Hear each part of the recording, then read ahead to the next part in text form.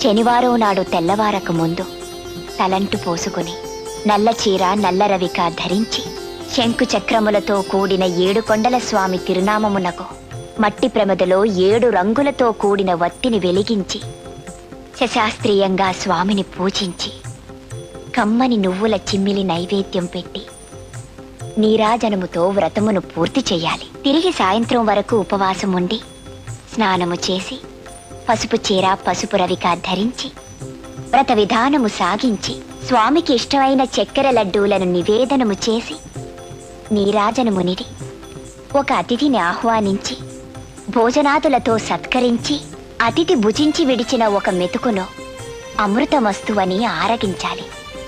అప్పటికి ఆనాటి శనివార వ్రతం పూర్తవుతుంది. ఈ విధంగా 7 శనివారములు వ్రతమును చేసినచో ఉద్దేశించిన సత్ఫలమును పొందగలరు.